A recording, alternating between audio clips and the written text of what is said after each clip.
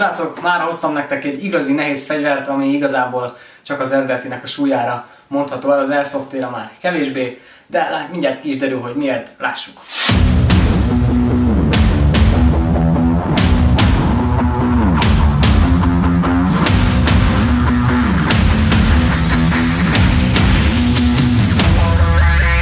Szóval, amit hoztam nektek, az ASG-nek az M60E4-ese, vagyis az MK43-as.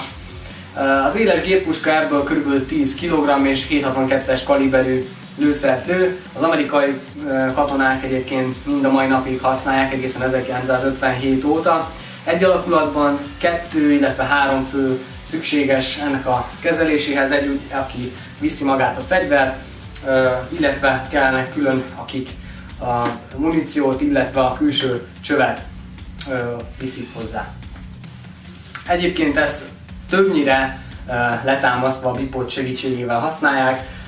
Hál' Istennek jó az anyagfelhasználása az Airsoft változatnak, így ezért mi legtöbbször ugye válhoz támasztva használjuk, amit egyébként az ASG nagyon jól végig gondolt, hiszen ahhoz képest, hogy ez egy elég nagy géppuska, nem annyira vészesen nehéz. Figyeltek arra, hogy a legfontosabb részek viszont azért fémből készüljenek. Az okos anyagfelhasználás mellett más okos dolgokat is találunk azért a fegyveren. Kezdeném először hátulról előrefele haladva a részeit a fegyvernek. A tus maga műanyagból készül, amin találhatunk egy fém kihajtható kalapot, amit a vállunkra tudunk fektetni. Én őszintén megmondva nem sok értelmét látom, nem lesz tőle kényelmesebb, nem vesz le sok terhet igazából.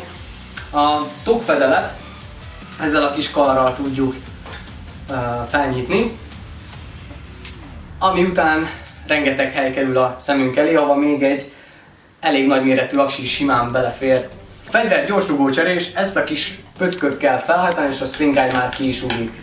Ha megfigyeljük, a fegyver vezetékén kívül egy másik kisebb vezetéket is találunk, amit a rakasz kis motorjára köthetünk rá, és a kis motor is arról az aksiról van meghajtva, ami a fegyót is hajtja, ezáltal teljesen simán tudja adagolni a fegyverbe a BB-ket. Ez abból a szempontból tök okos ötlet egyébként, hogy nem kell még egy külön aksi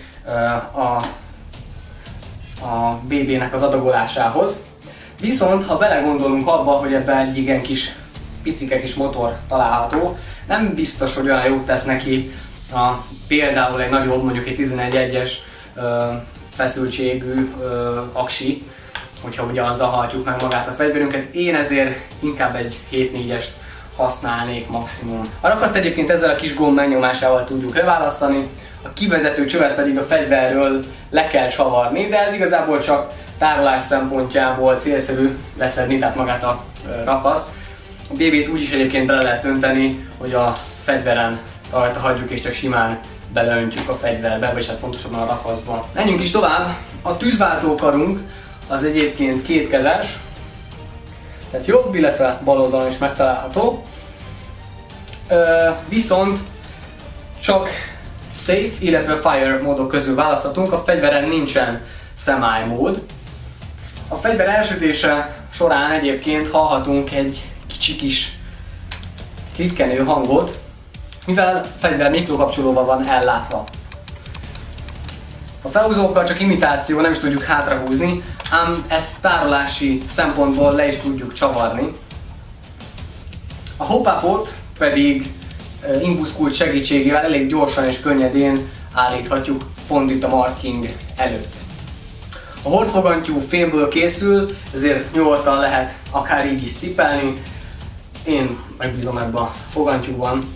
Az előagy egyébként beleértve a réleket is műanyagból készül, amivel azért a súlya eléggé lecsökken a fegyverünknek, viszont hál' Istennek a bipod azért teljesen fémből készül, beleértve egyébként a szíjakasztót is, és a bipodot, ha megnézzük, elég magas állásba is tudjuk állítani.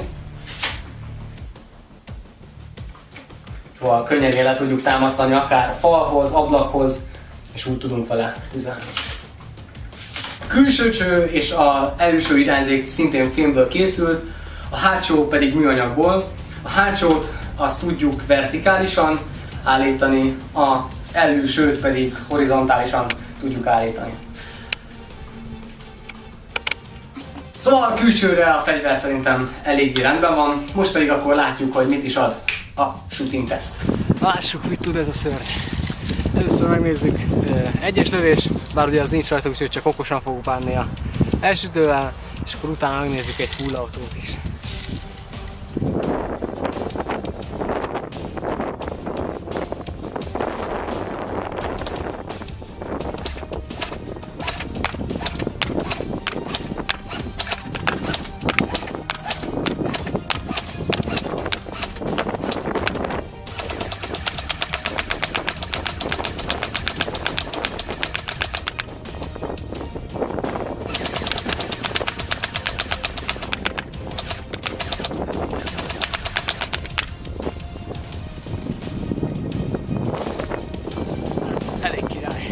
Hát december közepén nálunk eléggé nagy szél van odakint, úgyhogy emiatt azért vitte eléggé rendesen a BB csavarta.